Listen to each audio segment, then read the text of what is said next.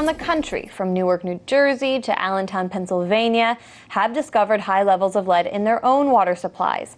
And now a report has found high levels of lead in 3 D.C. public schools, prompting testing in every single public and charter school in Washington, D.C. in the next 60 days. EPA, unfortunately, has created an environment when it comes to lead in water where cheating has just been allowed rampant for the last 10 years or so. And so they've created a culture in which this is allowed to occur, and lead in water risks are not taken seriously. And, you know, we had children lead poisoning in the schools in D.C. in 2005, 2006. That was covered up. It's happening in schools all around the country right now. So, you know, again, it's just very disturbing.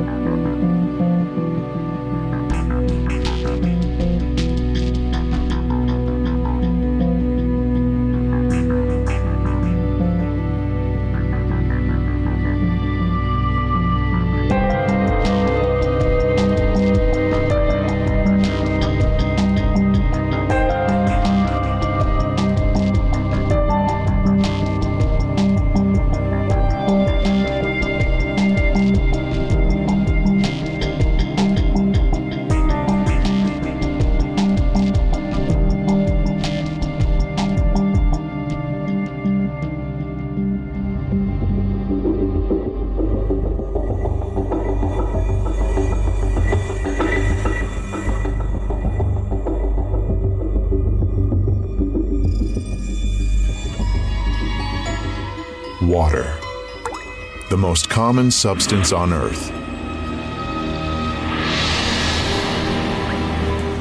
Every one of water's properties is unique, and they do not easily fit into the generally accepted laws of physics. Why does water have the highest surface tension of all liquids? Why is it the most powerful solvent on Earth? And how, in defiance of the Earth's gravity, is water able to rise through the trunks of gigantic trees against tens of atmospheres of pressure? Water has memory. Experiments done in many countries around the world have shown that water receives and makes an imprint of any outside influence, remembering everything that occurs in the space that surrounds it. In nature, rivers and streams always flow along a smoothly curving course. But any water supply system has multiple right-angle turns. Water from a water supply system which flows into our homes through pipes has various forms, crystals of various forms, but they are all deformed. That is, it may look like this. It can look like this or have these crystals in many other arrangements, but you won't see any symmetry or beauty. We have carried out many experiments on the effect that quite diverse factors have on samples of water. Magnetic fields, electrical fields, various objects, and also including a human presence and human emotions. And it became clear that positive and negative human emotions are the strongest element of influence. A group of people were asked to project onto a flask of water in front of them very positive emotions like love, tenderness, and concern. Then, the flask was replaced with another one, and the people were asked to project emotions of a different type: fear, aggression, hatred. After this, measurements were taken on the samples. The water exhibited changes that were clearly in one direction or another. So love increases water's energy levels and stabilizes the water, while aggressive emotions reduce the energy and make radical changes in the water. In 1995, Dr. Masaru Emoto was the first one to record musical impressions on water. In Dr. Emoto's laboratory, they presented water with different types of music, after which they froze the water and then under the microscope could clearly see the crystals that the water had formed. Here is what the music of Bach looks like.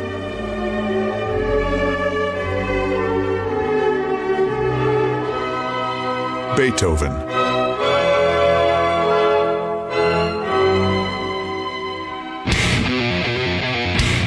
heavy rock. Experiments show that aggression causes a sharp change in water's memory. Such water can provoke an aggressive state in hitherto calm people.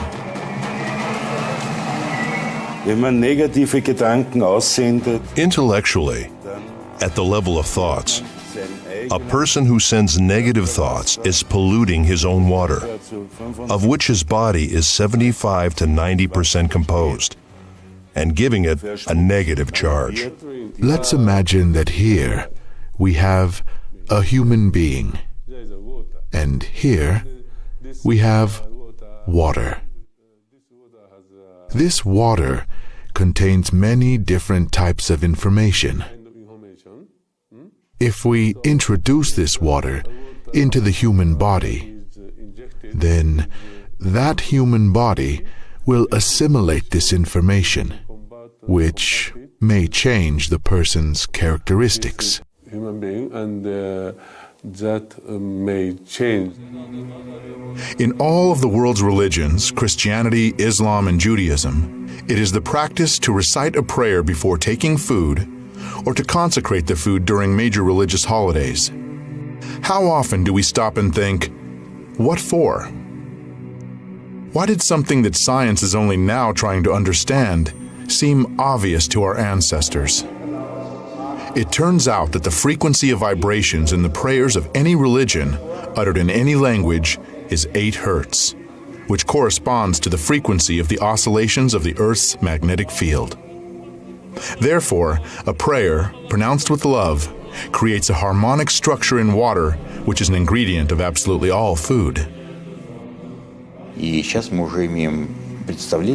now have some idea about how this happens through the structurization of water clusters, water molecules.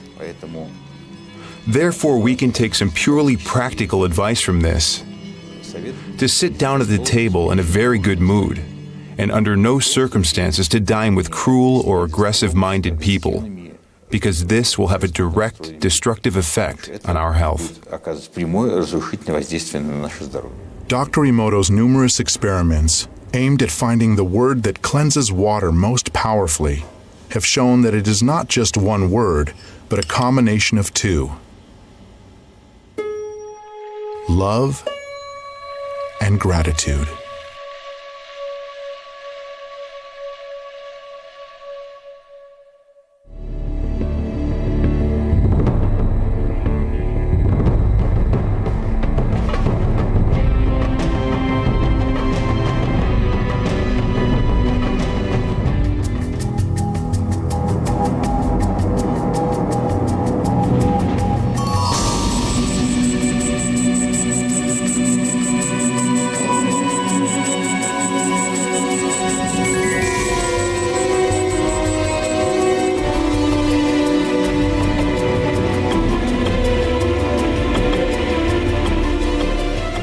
Esta semana culminaba un proceso de impeachment contra la presidenta Dilma Rousseff que comenzó en octubre de 2015 y que tomaba forma cuando en diciembre el entonces presidente de la Cámara de Diputados y principal enemigo de la mandataria, Eduardo Cuña, autorizó que el proceso siguiera adelante. Y el jueves, tras más de 20 horas de sesión, el Senado aprobó el impeachment con 55 votos a favor y 22 en contra. Rousseff reaccionaba inmediatamente tildando la medida de golpe de Estado. Ya sufrí el dolor de la tortura y el de la enfermedad. Ahora sufro el dolor innombrable de la injusticia. Ahora lo que más me duele es la injusticia. Lo que me duele es que soy víctima de una farsa jurídica y política. Paralelamente, las calles se llenaban de manifestantes indignados con la decisión. Estamos aquí porque la población no está de acuerdo con lo que está pasando. Brasil pasa por un momento muy difícil de golpe. Dilma Rousseff es una presidenta democráticamente electa. Es una vergüenza lo que ha pasado. El mismo jueves asumía la presidencia interina Michel Temer del PMVD y hasta entonces vicepresidente del gobierno.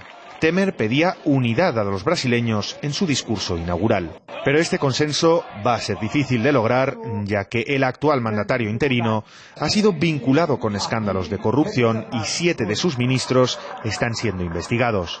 Además, el viernes Wikileaks recordaba que Temer colaboró con la inteligencia estadounidense. Ahora, los brasileños aguardan, bajo el mandato de un presidente no electo por el pueblo, que se solucione el incierto futuro político y social del país.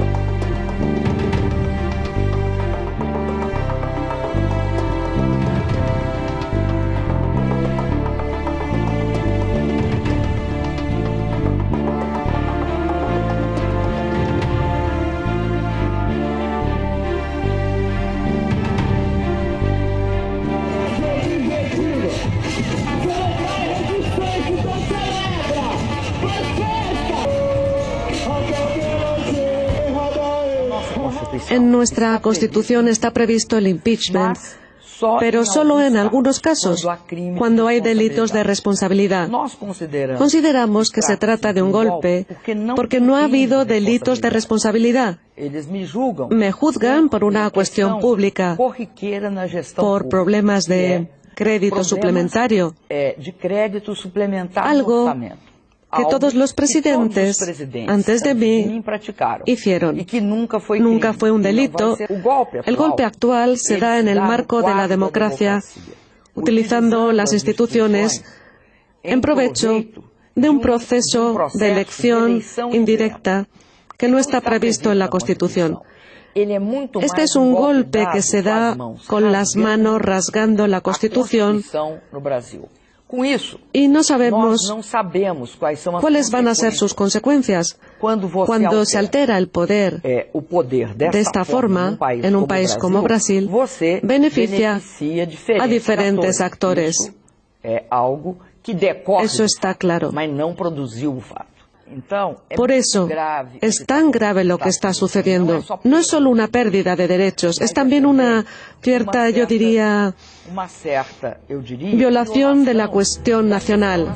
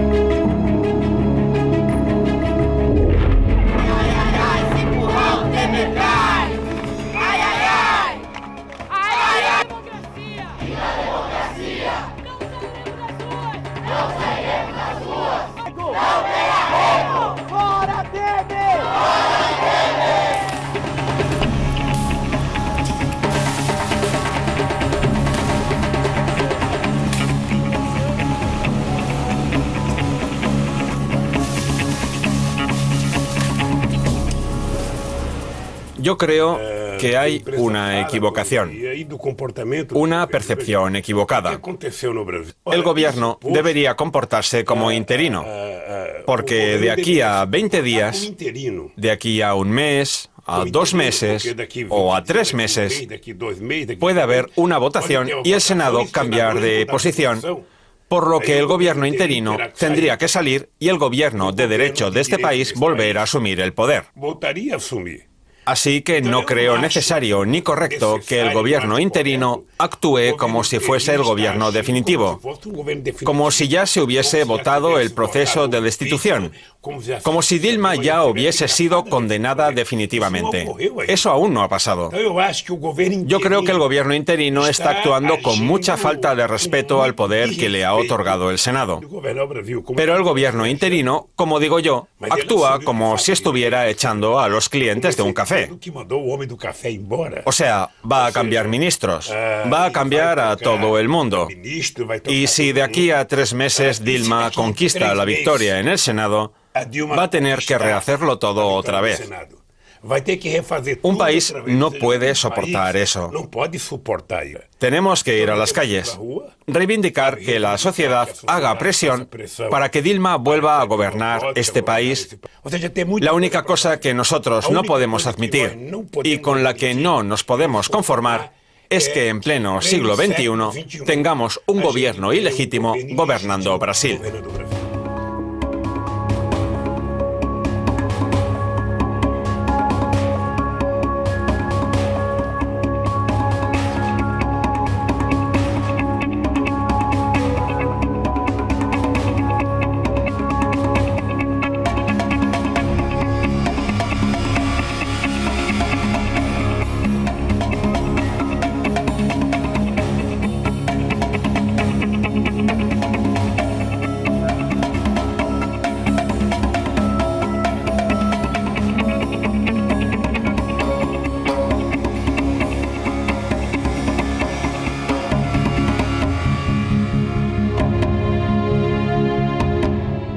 En Brasil es parte de todo un plan que se ha orquestado con las oligarquías de la región, junto también con fuerzas extranjeras. Todos sabemos a qué nos referimos, ¿no? Que han diseñado un plan en el sentido siguiente. Primero, como era imposible de un tiempo acá ganar las elecciones a los partidos de izquierda y progresistas, entonces diseñaron un plan en 2 fases. La primera fase, usar medios de comunicación para desacreditar a los líderes de los partidos progresistas en el gobierno, o aunque no estuvieran en el gobierno, como primera fase. Como segunda fase, entonces se plantearon judicializar los procesos políticos, y ya vemos lo que está ocurriendo con Dilma, ¿verdad? Pero también estamos viendo lo que ocurre en Argentina con Cristina, que aunque no está en el gobierno, están tratando de inhabilitarla para un próximo torneo electoral.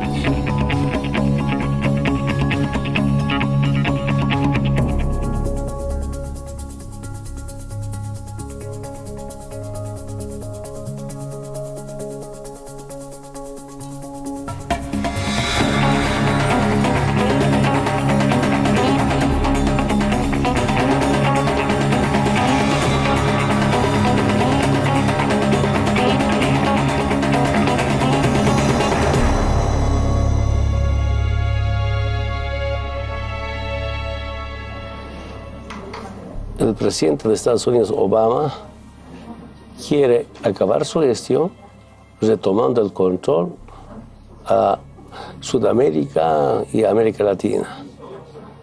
Agresiones económicas, no solamente a Venezuela, sino también a Argentina, como los fondos buitres, por ejemplo. Agresiones y provocaciones o amenazas militaristas, como a Venezuela. Agresiones democráticas, pero también creando convulsión, financiando a grupos opositores a partidos. Yo siento que después de las intervenciones que hizo a Irak, a Libia, a Siria, a otros países, si ahora quiere volver a Sudamérica, en especial a recuperar el poder político para el imperio, para el capitalismo.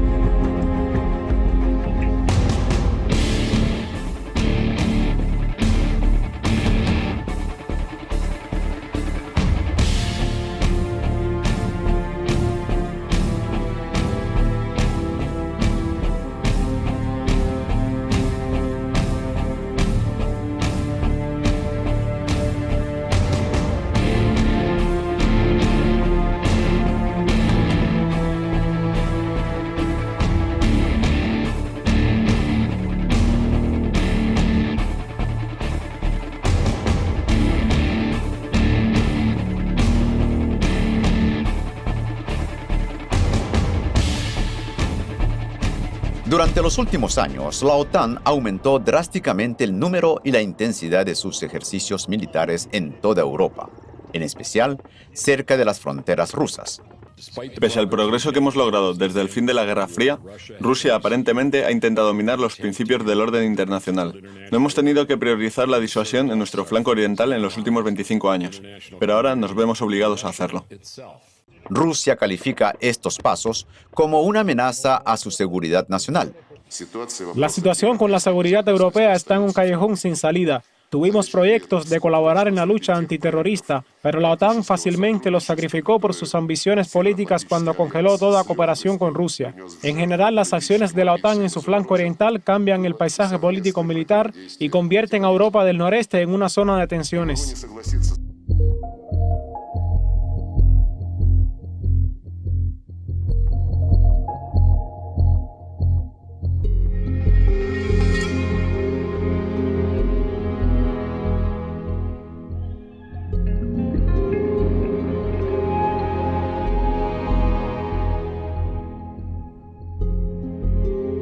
My question is, are we sleepwalking toward actual war with Russia?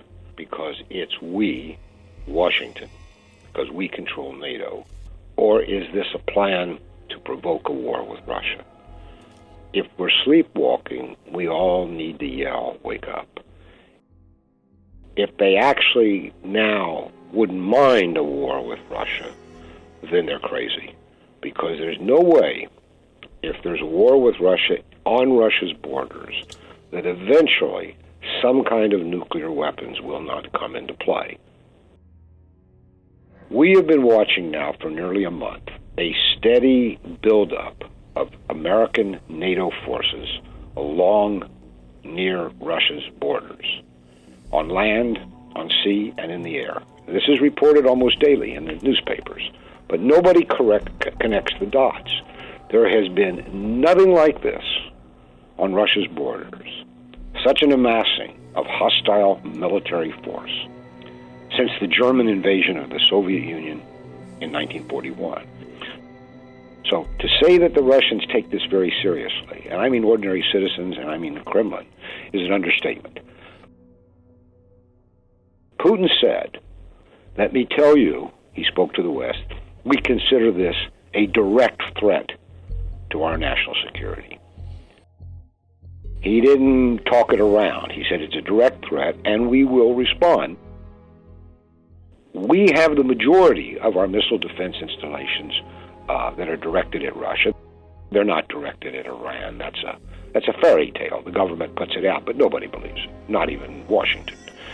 I feel this is provocation on the part of the West and Washington and Brussels beyond any explanation. We blame solely, not just Russia, but one man, Putin's aggressive behavior. Not clear what they mean by his recent aggressive behavior. They are not aggressing at the moment. They are reacting. I mean, NATO has the chutzpah to say that Russia is moving its troops closer to NATO. Well, of course it is, because NATO's on its Russian borders. We're the ones who are outside our own territory. We're the ones that are on Russia's borders. Putin gave a speech explaining why they had annexed or reunited with Crimea. And the thing that caught my attention was a paragraph that said that since the old Soviet Union, you have driven us into a corner. We no longer have anywhere to retreat to. So when you no longer have anywhere to retreat, there's only one option. You break through and go on the offensive.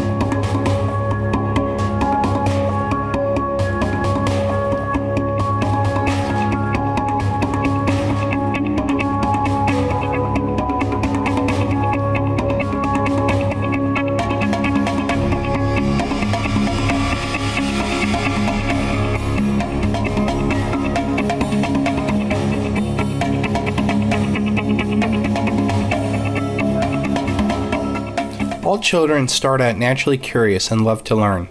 When they are sent to school, instead of learning, it is a repeated process of memorizing and regurgitating information. The better you are at regurgitating this information, the better you will do in the school system. The real education is obeying authority. We are taught not to think outside the box. We are taught to memorize, regurgitate information.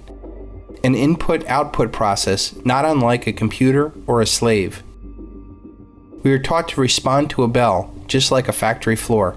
We are taught to keep our head down and just make it through the day. We are not taught to develop critical thinking. We are not taught about debt-based money and the principles that our founding fathers fought for. We are not taught to cooperate and view each other as a team with individual talents and gifts. We are not taught to question authority or even the facts demanded of us. We are indoctrinated, not educated. Indoctrinated like little slaves. The secret of American schooling is that it does not teach the way children learn, nor is it supposed to. Schools were conceived to serve the economy and the social order rather than the kids and the families. That is why it's compulsory. As a consequence, the school cannot help anybody grow up because its prime directive is to retard maturity. It does it by teaching that everything is difficult, that other people run our lives, that our neighbors are untrustworthy and even dangerous. The aim of public education is not to fill the young of the species with knowledge and awaken their intelligence. Nothing could be further from the truth. The aim is simply to reduce as many individuals as possible to the same safe level, to breed and train standardized citizenry, to put down dissidence and originality. H.L. Mencken. Our education system is centered on an input-output process of information. Our success or failure depends on our efficiency of taking what the teacher tells us. This system was carefully created to mold us into what we are today. The masses blindly flow through this education system and naturally fit into centralized systems that want good, little obedient workers who take orders without question.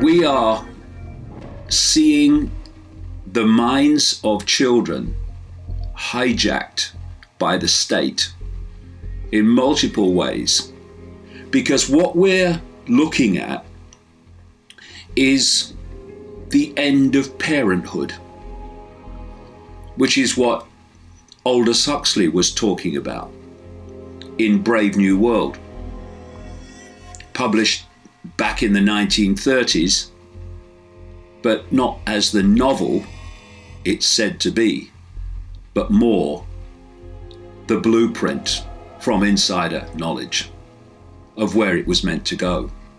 And that is where we're going now.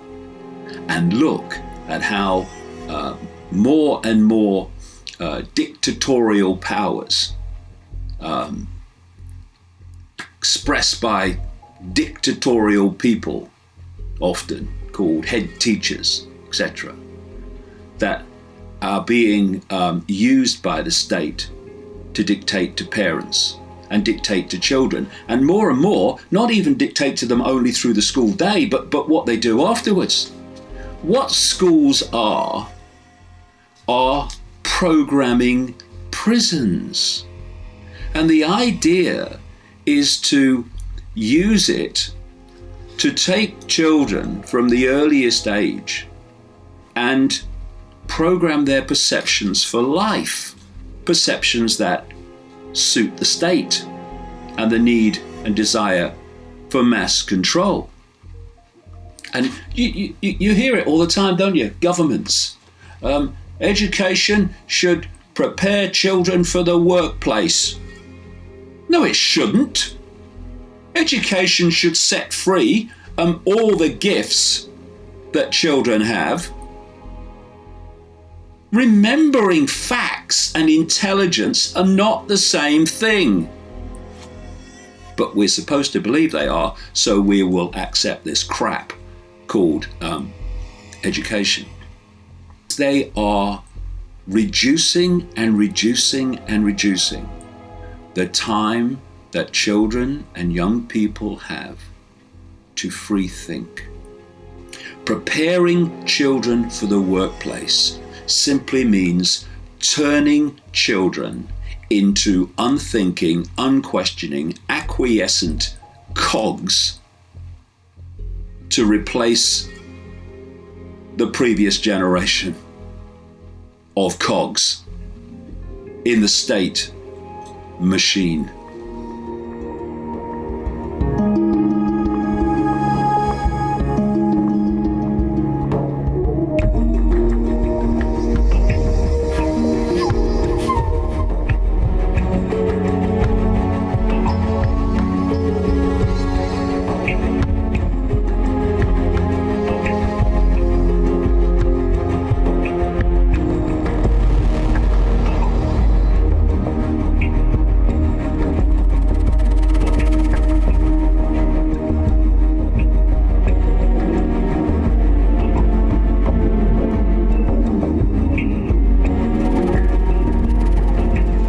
Our children are living in the most intensely stimulating period in the history of the earth.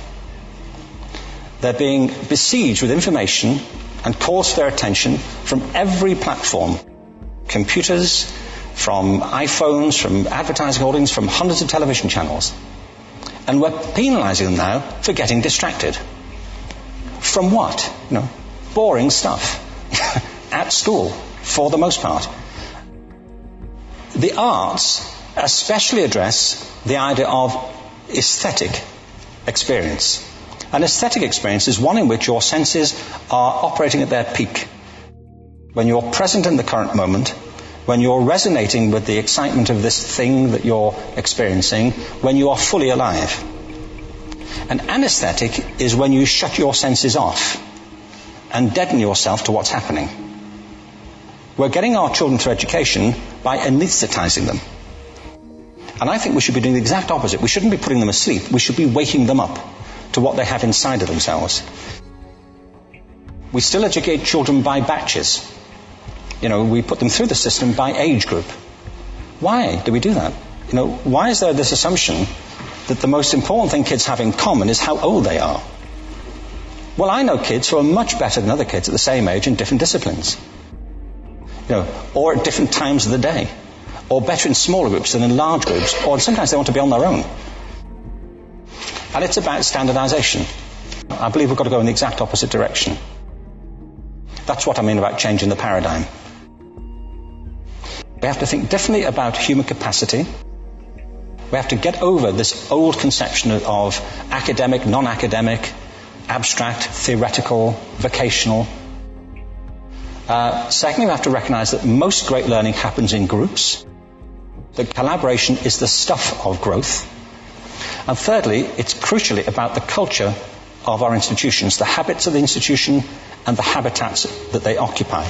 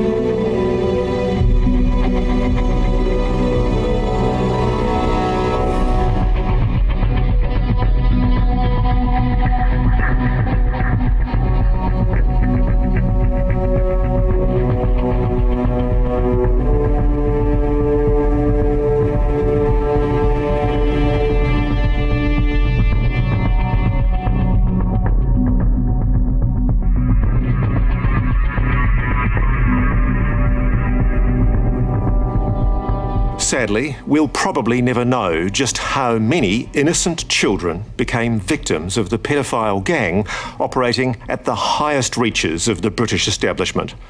Certainly, we know of dozens, if not hundreds, of state wards who were trafficked from institutions to be used as playthings of the rich and powerful.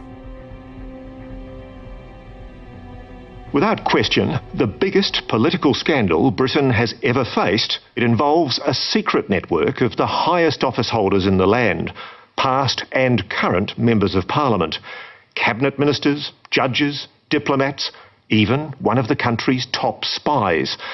These men are accused of some of the most sadistic child sexual abuse imaginable on hundreds of victims. More confronting still are claims that children were killed in order to protect this network of predators. For over 40 years, the evil child predators acted with complete impunity, hiding behind the facade of respectability. It happened to me, it happened to others, and why would it go on for so long? Why didn't somebody just step in and say, we need to investigate this? Richard was one of dozens of boys and girls, almost all from state institutions, brought to the homes of the rich and powerful to be forced into sex with adults. How many times were you raped? Wow. Maybe twice, 3 times a week. Boys and girls both, farmed out to pedophiles like throwaway toys. There would be a group of girls and a group of men, and the men would basically single out the girls, pick who they wanted, and then we'd be abused. Disgraceful secrets are only now coming to light. Men occupying some of the highest positions in the land, whose depraved crimes have scarred a generation of children. My soul at that time was being destroyed. And they took away everything I had.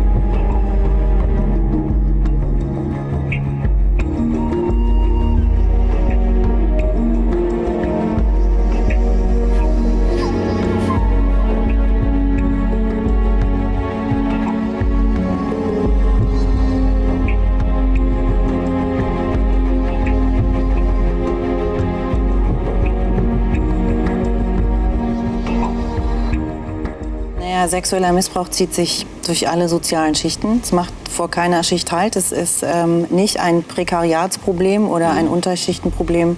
Was man sich klar machen muss, ist, dass diese Kreise hochgradig organisiert sind. Die wissen ganz genau, was sie tun. Es gibt ideologisch rituelle Kreise aus allen religiösen Hintergründen. Die organisierte Kriminalität ist deswegen so erfolgreich, weil sie wahnsinnig gut organisiert und vernetzt ist. Es gibt tatsächlich die Situation, dass Kinder direkt nach der Geburt von solchen Kreisen gekauft werden und die Kinder dann als Ware für Missbrauch verwendet werden von solchen Gruppen und Kreisen. Die richten diese Kinder wirklich von Anfang an ab. Das passiert zum Teil mit Foltermethoden. Es werden wahnsinnige Schmerzen induziert. Es wird eine sogenannte dissoziative Persönlichkeitsstörung, also die Abspaltung einer Persönlichkeit, um das erlittene Leid überhaupt physisch und psychisch zu ertragen, produziert, weil das so wahnsinnig praktisch ist für Tätergruppen. Denn werden sozusagen Persönlichkeitsanteile hervorgebracht, die nur dafür da sind, den absoluten, totalen, horrenden Horror auszuhalten, den wir uns alle überhaupt nicht vorstellen können. Diese Täter entdecken sehr früh, ich bin anders wie die anderen. In ihrer Pubertätsphase, kurz danach, meine Orientierung geht zu Kindern hin. Und sie entdecken noch eines, was ich da will oder gar schon praktiziere.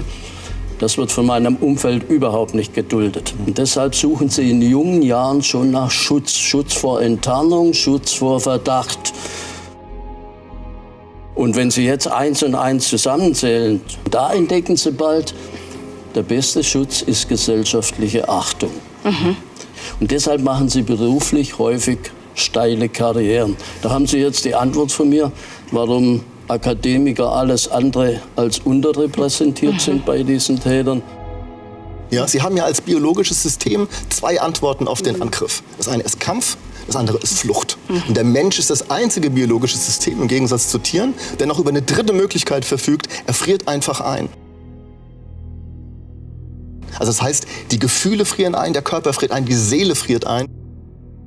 Wir sprechen auch von Seelenmord. Weil es häufig schwierig ist, bei massiven Gewalttaten den Zugang zur Emotionalität, den Zugang zur Seele wieder zu finden. Wenn Sie anfangen, sich über Kinder in Ihrer Nähe Sorgen zu machen, weil die sich verändert haben. Manchmal stellen Sie so eine Veränderung ganz plötzlich fest und sagen, du, was ist denn mit der los? Die sieht ja ganz anders aus heute. Und manchmal stellen Sie das Schleichen fest und bemerken, ach, eigentlich geht das schon jetzt seit ein paar Monaten so. Wenn Sie also anfangen, sich Sorgen zu machen um Ihr Kind, um ein Kind, das Sie kennen, um Freunde Ihrer Kinder, nehmen Sie diese Sorgen ernst. Wenn der Gedanke aufkommt, da könnte Gewalt im Spiel sein, Gewalt in der Familie, Gewalt in irgendeinem Umfeld und oder sexualisierte Gewalt, nehmen Sie auch diesen Gedanken ernst und schieben Sie den nicht gleich weg. Im Moment ist sexueller Kindesmissbrauch, ist sexuelle Gewalt ein Grundrisiko einer Kindheit in Deutschland.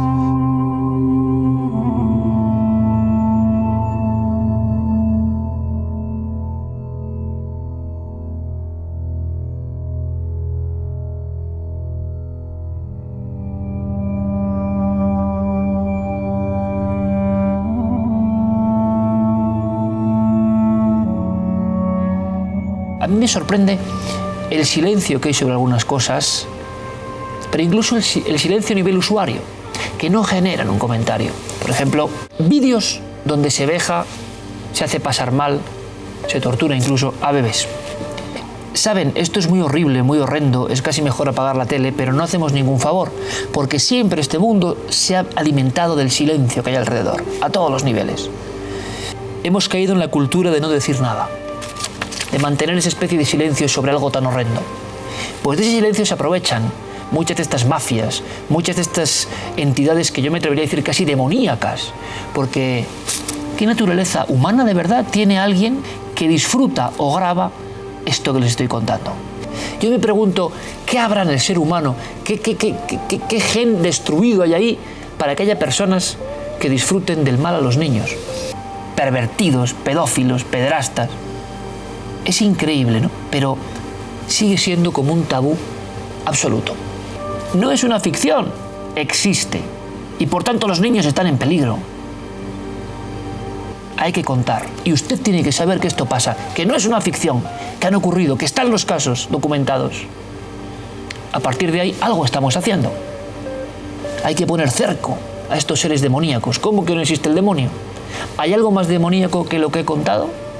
Hay cosas muy horribles que hacemos como que no existen, pero eso no impide que existan. Que la luz triunfe, por cierto.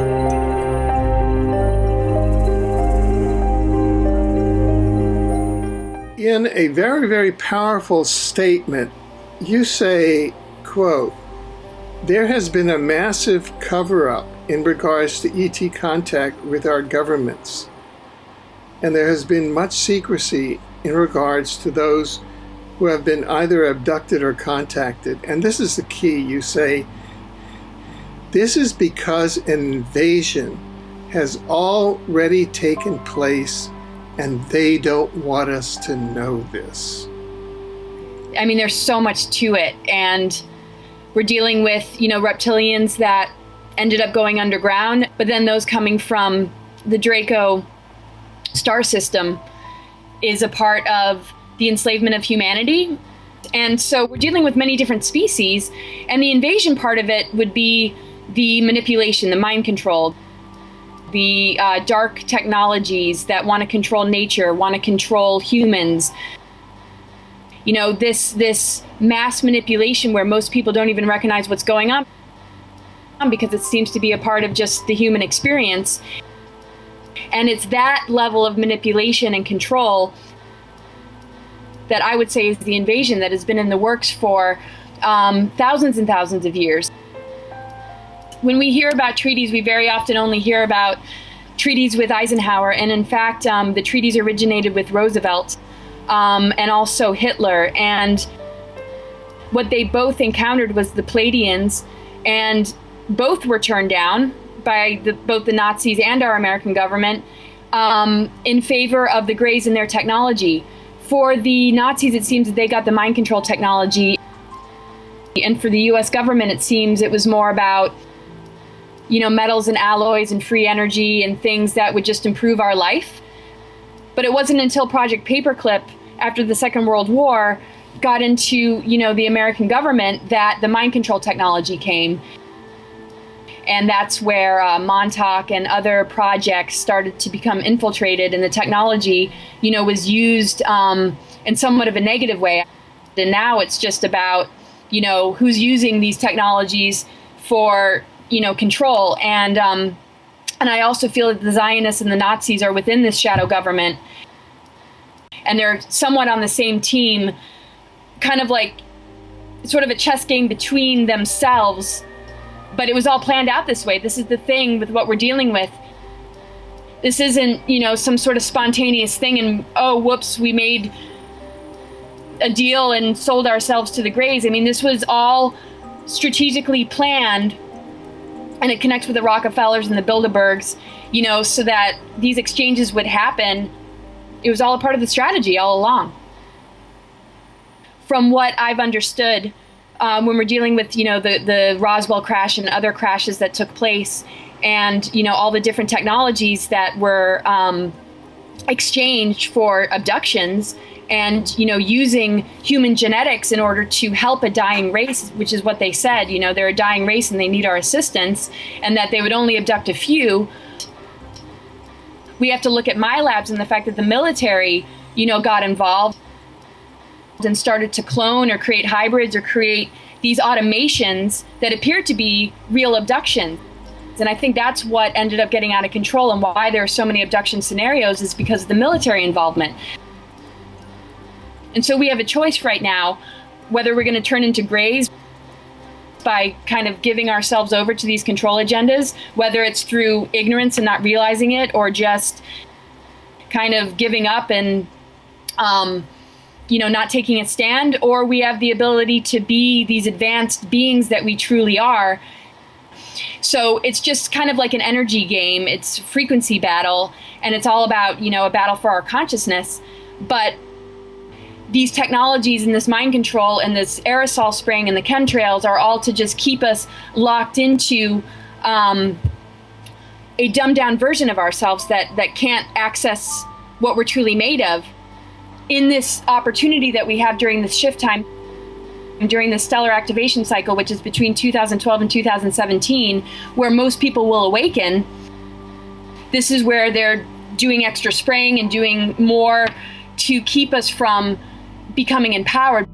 There's no real invasion that can happen when we've already been invaded. And so if they present scenarios that make it look like we're getting invaded for the first time, that's where they start to introduce the next level of their New World Order agenda. And when we deal with the economy and the potential collapse of the economy, more than likely it's a controlled collapse, and that's when we start to get chipped. And so nothing that we're going to get from the governments, I feel, is going to be truth, and that's why disclosure needs to come from us. But we're in a whole new generation now, and it's up to us to, expose all of this. We have highly advanced DNA, and this is part of the invasion. And part of the whole nature of all of this is that they don't want us to wake up to what we're truly made of, because it puts them in a position of not being able to be parasites anymore. And so the archons just feed on the fact that we think much less of ourselves than what we truly are. And the agendas that come from these archonic systems are to perpetuate these belief systems that keep us down. And they feed on us like parasites. They're mind parasites. They get in there and they exacerbate everything. And what I see for most of us is that the ripples of awakening are going to connect to so many people that have an open heart and an open mind, that it'll help them to remove themselves. And if the numbers are enough, which I think they will be, the transhuman agenda and that potential phantom Earth might not even actually happen. Really, the right thing to do is just do what you feel is the best thing. And if your intentions are in alignment with wanting the greatest good for yourself and for everybody else and for the planet, I don't think you can go wrong. And I just, really encourage people to do the same, because there are no mistakes when your heart's in the right place.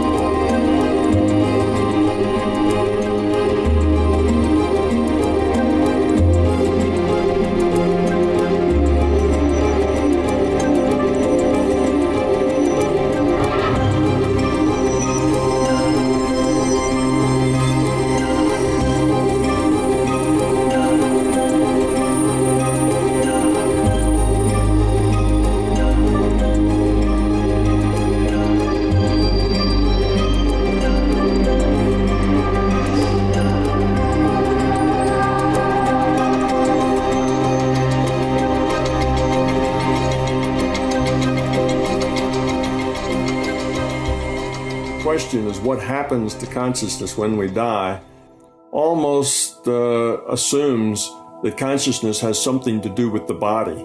So when the body dies, it really doesn't affect consciousness at all because consciousness is not a part of the body. Consciousness is not generated by the body. Consciousness is independent of the body. To get this idea, let's talk about a virtual reality game. Let's say you have an elf playing in the World of Warcraft. What happens? Now, and well, let's go further. The analogy there is you, the person with the computer monitor that is controlling that elf. You are the consciousness. Okay, you're the consciousness. The elf is the body, your avatar. Now, if you don't give it any input, if you don't tell it what to do or which way to look or whether to walk or sit down or stand still, it doesn't do anything. It just remains however it is and it stays there. It becomes inanimate. So now here's the question. What happens to you sitting at the keyboard when your elf dies?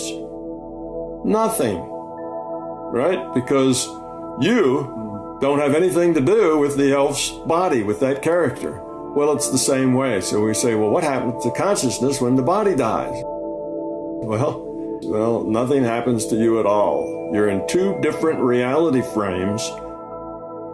When your physical body dies here, your consciousness becomes aware in its own reality frame. And that own reality frame is another virtual reality that is designed or generated or what can we say is made for transitions from physical to the non-physical, from consciousness playing a body to consciousness without the body. When you come to this virtual reality after a physical death, when your consciousness wakes up, if it's very strongly attached to things, very strongly attached to fear and beliefs, then it takes a while to work that off. And this transition helps that entity let go of that. Whereas if it comes in with a very light attitude, with very little fear and very little belief, then it dispenses with the past life very quickly and very easily.